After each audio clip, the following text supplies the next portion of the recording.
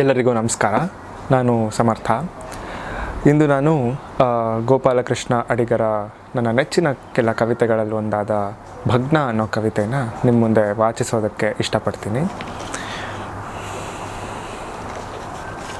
ಭಗ್ನ. ಕಾರ್ಮೋಡ ಕಿಕ್ಕಿರಿದು ಮುಗಿಲು ಮಿಂಚಿನ ತತ್ತಿ, ತಳಕ್ಕೆ ಬೆಳಕಿನ ಮರಿಗಳಿಳಿಯಲಿಲ್ಲ. ಅಷ್ಟೊಂದು ಮಿಂಚು ಮಿಂಚಿದ್ದಕ್ಕೆ ಅಡಿಗೆ ಮನೆ ಒಲೆಯ ತರಗೆಲೆ ಕೂಡ ಹತ್ತಲಿಲ್ಲ. ಕಾರ್ಮೋಡ ಕಿಕ್ಕಿರಿದು ಮುಗಿಲು ಮಿಂಚಿನ ತತ್ತಿ, ತಳಕ್ಕೆ ಬೆಳಕಿನ ಮರಿಗಳಿಳಿಯಲಿಲ್ಲ. ಅಷ್ಟೊಂದು ಮಿಂಚು ಮಿಂಚಿದ್ದಕ್ಕೆ ಅಡಿಗೆ ಮನೆ ಒಲೆಯ ತರಗೆಲೆ ಕೂಡ ಹತ್ತಲಿಲ್ಲ. ಕೂದಲೆಳೆ ಕತ್ತಿ ಕೆಳ ಕುಳಿತು ತೇದರು ಬೆರಳು, ಕೊರಡು ಸವೆದರೂ ಸೊಗಡು ಹರಡಲಿಲ್ಲ.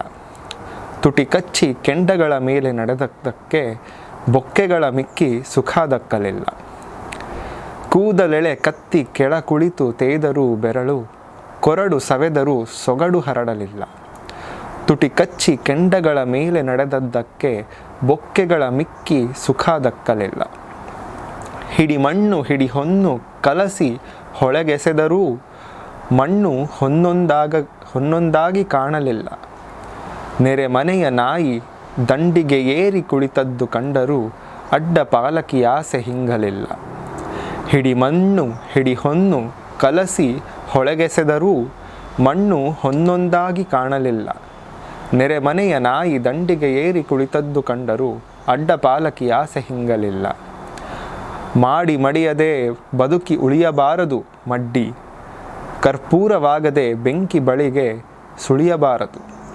ಹೊತ್ತಿ ಹೊಗೆವ ಮಡ್ಡಿಯ ಕಂಪು ಹೊರಗಡೆ, ಒಳಗೆ ಕೊನೆಯಿಲ್ಲದ ಧಗೆ. ಮಾಡಿ ಮಡಿಯದೆ ಬದುಕಿ ಉಳಿಯಬಾರದು ಮಡ್ಡಿ, ಕರ್ಪೂರವಾಗದೆ ಬೆಂಕಿ ಬಳಿಗೆ ಸುಳಿಯಬಾರದು. ಹೊತ್ತಿ ಹೊಗೆವ ಮಡ್ಡಿಯ ಕಂಪು ಹೊರಗಡೆ, ಒಳಗೆ ಕೊನೆಯಿಲ್ಲದ ಧಗೆ. ಈ ಕವಿತೆ ಸಾಧಾರಣ ನನಗನ್ಸಿದ ಮಟ್ಟಿಗೆ ಅಡಿಗರು 1971ರಲ್ಲಿ ಜನಸಂಘ ಪಕ್ಷದಿಂದ ರಾಜಕೀಯವನ್ನು ಪ್ರವೇಶಿಸಿ ಚುನಾವಣೆಗೆ ಕೂಡ ಸ್ಪರ್ಧಿಸಿದರು.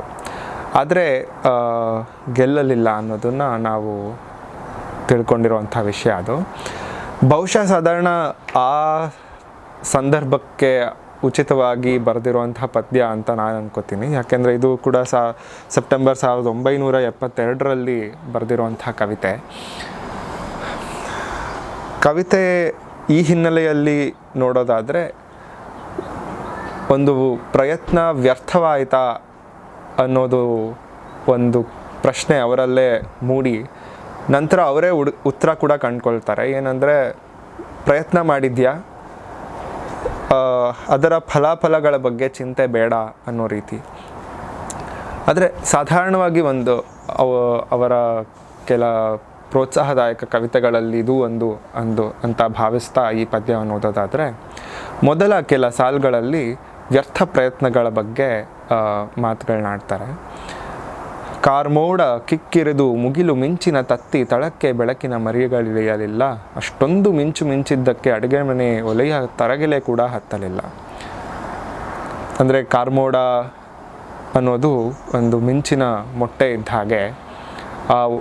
ಆ ಮೊಟ್ಟೆ ಒಡೆದ್ರೆ ಮಿಂಚು ಎಷ್ಟು ಜೋರಾಗಿ ಬರುತ್ತೆ, ಆದರೆ ಅದರಿಂದ ಪ್ರಯೋಜನವೇನು? ಭೂಮಿಗೆ ಅದರಿಂದ ಒಂದು ಬೆಳಕಿನ ಮರಿಗಳಂತೂ ಇಳಿಯಲಿಲ್ಲ. ಅದು ಹೋಗಲಿ ಅಂದರೆ ನಮ್ಮ ಅಡುಗೆ ಮನೆಯಲ್ಲಿರೋವಂಥ ತರಗೆಲೆ ಕೂಡ ಹತ್ತಲಿಲ್ಲ. ಈ ಮಿಂಚು ಮಿಂಚಿದ್ದರಿಂದ ಪ್ರಯೋಜನವಾದರೂ ಏನು ಅನ್ನೋದೊಂದು ಪ್ರಶ್ನೆ. ಕೂದಲೆಳೆ ಕತ್ತಿ ಕೆಳ ಕುಳಿತು ತೇದರು ಬೆರಳು, ಕೊರಡು ಸವೆದರೂ ಸೊಗಡು ಹರಡಲಿಲ್ಲ. ತುಟಿ ಕಚ್ಚಿ ಕೆಂಡಗಳ ಮೇಲೆ ನಡೆದದ್ದಕ್ಕೆ ಬೊಕ್ಕೆಗಳ ಮಿಕ್ಕಿ ಸುಖ ದಕ್ಕಲಿಲ್ಲ. ಅಂದರೆ ಕತ್ತಿ ಕೆಳಗೆ ಕೂತು ನಾವು ಗಂಧ ತೇಯೋದ್ರ ಬಗ್ಗೆ ಗೊತ್ತಿದೆ. ಅದನ್ನು ತೇತಾ ಕೂತರೂ ಬೆರಳು ಸವಿತೆ ಹೊರತು ಬೆರಳು ನೋವಾಯಿತು ಅಥವಾ ಕೊರಡು ಸವಿತೆ ಹೊರತು ಅದರಿಂದ ಸುಗಂಧ ಅಂತೂ ಹರಡಲಿಲ್ಲ. ಕಷ್ಟಪಟ್ಟು ಕೆಂಡಗಳ ಮೇಲೆ ಹಾರಿ ನಡೆದಿದ್ದಕ್ಕೆ ಬೊಕ್ಕೆ ಮಾತ್ರ ಬಂತೆ ಹೊರತು ಅದರಿಂದ ಸುಖ ಏನೂ ಕಾಣಲಿಲ್ಲ. ಇದು ಇನ್ನೊಂದಷ್ಟು ವ್ಯರ್ಥ ಪ್ರಯತ್ನಗಳ ಬಗ್ಗೆ ಮಾತನಾಡಿದ್ದಾರೆ. ನಂತರ ಹಿಡಿಮಣ್ಣು ಹಿಡಿಹೊನ್ನು ಕಲಸಿ ಹೊಳೆಗೆಸೆದರೂ ಮಣ್ಣು ಹೊನ್ನೊಂದಾಗಿ ಕಾಣಲಿಲ್ಲ. ನೆರೆ ಮನೆಯ ನಾಯಿ ದಂಡಿಗೆ ಏರಿ ಕುಳಿತದ್ದು ಕಂಡರೂ ಅಡ್ಡ ಪಾಲಕಿ ಆಸೆ ಹಿಂಗಲಿಲ್ಲ. ಇದು ಕೂಡ ಇನ್ನೊಂದು ವ್ಯರ್ಥ ಪ್ರಯತ್ನದ ಬಗ್ಗೆ. ಅದರ ಜೊತೆಯಲ್ಲಿ ನನಗೆ ಕಾಡುವಂಥ ಪ್ರಶ್ನೆ ಏನಂದರೆ, ಚುನಾವಣೆಯಲ್ಲಿ ಅಡಿಗರ ವಿರುದ್ಧ ನಿಂತ ಅಭ್ಯರ್ಥಿ ಗದ್ದುಗೆ ಏರಿದ ಮೇಲೆ ಅದನ್ನು ಕಂಡರೂ ಅಡಿಗರಿಗೆಲ್ಲೋ ಚುನಾವಣೆಯ ವ್ಯಾಮೋಹ ಅಥವಾ ರಾಜಕೀಯದ ಮೋಹ ಹೋಗಲಿಲ್ವಾ ಅನ್ನೋ ಒಂದು ಪ್ರಶ್ನೆ ನನ್ನಲ್ಲಿ ಈ ಕೊನೆಯ 2 ಸಾಲುಗಳನ್ನು ಓದಿದಾಗ ಅನಿಸುತ್ತೆ. ಆದರೆ ಈ ಮೇಲಿನ ಪ್ಯಾರಾಗ್ರಾಫ್ಸಲ್ಲಿ ನಾವು ವ್ಯರ್ಥ ಪ್ರಯತ್ನಗಳ ಬಗ್ಗೆ ಮಾತನಾಡಿರೋದನ್ನು ಕಾಣ್ತೀವಿ. ಆದರೆ ಕಡೆಯ 4 ಸಾಲುಗಳು ಈ ರೀತಿ ಇದೆ. ಮಾಡಿ ಮಡಿಯದೆ ಬದುಕಿ ಉಳಿಯಬಾರದು ಮಡ್ಡಿ, ಕರ್ಪೂರವಾಗದೆ ಬೆಂಕಿ ಬಳಿಗೆ ಸುಳಿಯಬಾರದು. ಹೊತ್ತಿ ಹೊಗೆವ ಮಡ್ಡಿಯ ಕಂಪು ಹೊರಗಡೆ, ಒಳಗೆ ಕೊನೆಯಿಲ್ಲದ ಧಗೆ. ಇಲ್ಲಿ ಕರ್ಪೂರದ ಒಂದು ವಿಶೇಷ ಗುಣನ ನಾವೆಲ್ಲ ಸ್ಮರಿಸ್ಕೊಳ್ಬೇಕು. ಏನಂದರೆ, ಕರ್ಪೂರ ತನ್ನ ಒಳಗೆ ತನ್ನನ್ನು ತಾನು ಸುಟ್ಕೊಂಡ್ರೂ ಸಹ ಕಂಪನ್ನು ಬೀರುತ್ತೆ. ಅದು ಒಂದೆಡೆ. ಆದರೆ ಸುಟ್ಟ ನಂತರ ಎಲ್ಲೂ ಕೂಡ ಒಂದಿಷ್ಟು ಲವಲೇಶವನ್ನು ಅದು ಉಳಿಸೋದಿಲ್ಲ. ಒಂದಿಷ್ಟು ಬೂದಿಯಾಗಲಿ ಮಸಿಯಾಗಲಿ ಏನೂ ಕೂಡ ಉಳಿಯೋದಿಲ್ಲ. ಸಂಪೂರ್ಣವಾಗಿ ತನ್ನನ್ನು ತಾನು ಸುಟ್ಕೊಂಡು ಅಲ್ಲಿ ಕರ್ಪೂರ ಸುಟ್ಟಿದ್ವಿ ಅನ್ನೋ ಒಂದು ದಾಖಲೆ ಕೂಡ ಉಳಿಸದೆ ಅದು ಸಂಪೂರ್ಣವಾಗಿ ಸುಟ್ಕೊಳ್ಳುತ್ತೆ. ಇದನ್ನು ಅಡಿಗರು ಯಾಕೆ ಹೇಳಿದ್ದಾರೆ ಅಂದರೆ, ನೀನು ಕರ್ಪೂರವಾಗದೆ ಬೆಂಕಿಯ ಬಳಿಗೆ ಸುಳಿಯಬಾರದು. ನಿನಗೆ ನಿನ್ನ ಪ್ರಯತ್ನ ಅಥವಾ ನೀನು ಮಾಡೋ ಯಾವುದೋ ಒಂದು ಕೆಲಸ ಅದರಿಂದ ಸೋಲನ್ನು ಅನುಭವಿಸಿದಾಗ ಅದನ್ನು ತಡೆದುಕೊಳ್ಳುವಂಥ ಒಂದು ಆತ್ಮಶಕ್ತಿ ನಿನ್ನಲ್ಲಿಲ್ಲ ಅಂದರೆ ನೀನು ಆ ಕೆಲಸ ಮಾಡೋದಕ್ಕೆ ಹೋಗಬಾರ್ದು ಅನ್ನೋದನ್ನು ಅವರೇ ಹೊರಗೆ ನಿಂತು ಒಂದು ಗದುರಿದ ಧ್ವನಿಯಲ್ಲಿ ಹೇಳ್ತಿರೋ ಹಾಗಿದೆ. ಅಂದರೆ ಮನುಷ್ಯ ಸಾಧಾರಣವಾಗಿ ಯಾವುದೋ ಒಂದು ಪ್ರಯತ್ನ ಮಾಡ್ತಾನೆ, ಅದರಿಂದ ಸೋಲನ್ನು ಉಂಡಾಗ ಎಲ್ಲೋ ಒಂಥರ ಡಿಪ್ರೆಸ್ಡ್ ಸೋಲ್ ಅಂತ ನಾವೇನು ಹೇಳ್ತೀವಿ, ಆ ಥರ ಆಗಿ ಇನ್ನೆಂದೂ ಆ ಪ್ರಯತ್ನ ಮಾಡಲ್ಲ, ಈ ರೀತಿ ಎಲ್ಲ ಮನೋಭಾವಕ್ಕೆ ಒಳಗಾಗ್ತಾನೆ.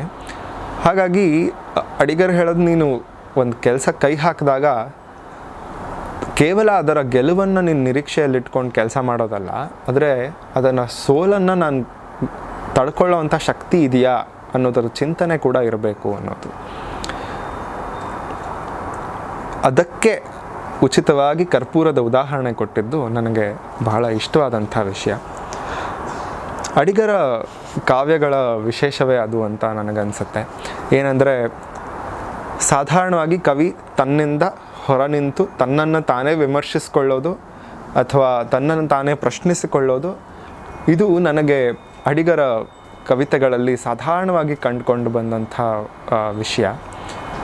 ಮತ್ತೊಂದು ಕಡೆ ಯಾವ ಮೋಹನ ಮುರಳಿ ಕರೆಯಿತು ಈ ಪದ್ಯದಲ್ಲೂ ಸಹ, ಒಲಿದ ಮಿದುವೆದೆ ರಕ್ತ ಮಾಂಸದ ಬಿಸುಪು ಸೋಂಕಿನ ಪಂಜರ, ಇಷ್ಟು ಸಾಕೆಂದಿದ್ದೆಯಲ್ಲೋ ಇಂದು ಏನಿದು ಬೇಸರ ಅಂತ ತನ್ನನ್ನು ತಾನೇ ಪ್ರಶ್ನೆ ಮಾಡಿಕೊಳ್ಳೋದು. ಮತ್ತು ಹೀಗೆ ಹಲವಾರು ಪದ್ಯಗಳಲ್ಲಿ ಅಡಿಗರು ಈ ಥರ ಬರೆದಿದ್ದಾರೆ. ಮತ್ತೊಂದು ಅಡಿಗರ ಕಾವ್ಯಗಳ ವಿಶೇಷತೆ ನನಗನ್ಸಿದ್ದು ಏನಂದರೆ, ಅವರು ಬಳಸುವಂಥ ಪದಗಳು. ಇದನ್ನು ಒಂದು ರೇಖಾ ನಕ್ಷೆಯ ಮೇಲೆ ಹಾಕಿದಾಗ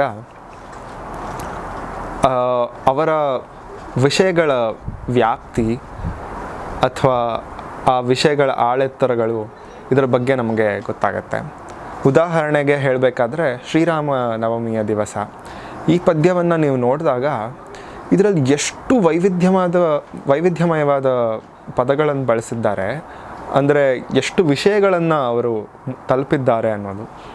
ಒಂದು ಕಡೆ ರಾಕೆಟ್ಟು, ಜೆಟ್ಟು, ಈ ರೀತಿ ಆಧುನಿಕ ತಂತ್ರಜ್ಞಾನಗಳ ಬಗ್ಗೆ ಮಾತನಾಡಿದ್ರೆ, ಮತ್ತೊಂದು ಕಡೆ ಶ್ರೀರಾಮ, ವಾಲ್ಮೀಕಿ, ಚಿತ್ತಗಟ್ಟದೆ ಹುತ್ತ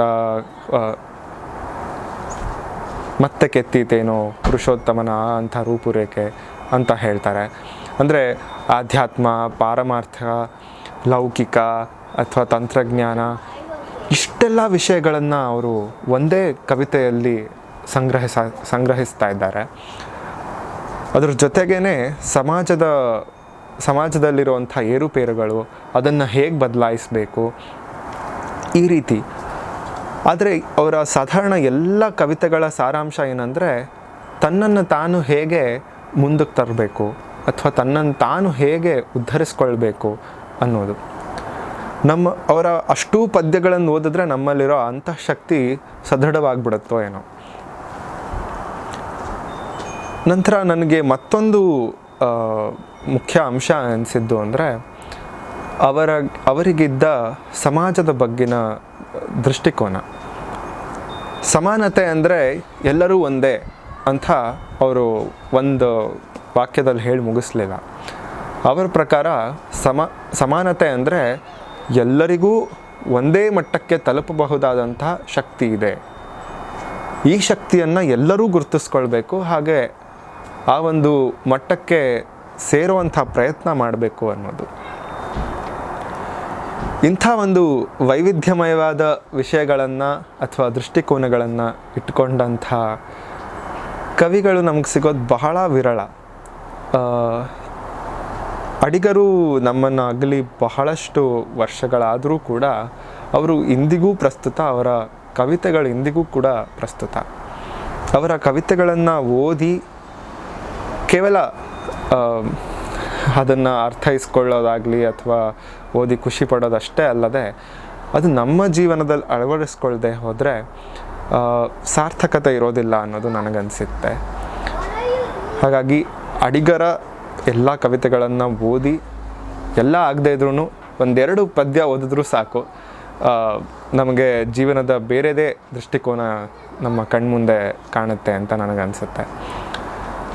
ಹಾಗಾಗಿ ಎಲ್ಲರೂ ಅಡಿಗರ ಪದ್ಯಗಳನ್ನು ಓದೋಣ.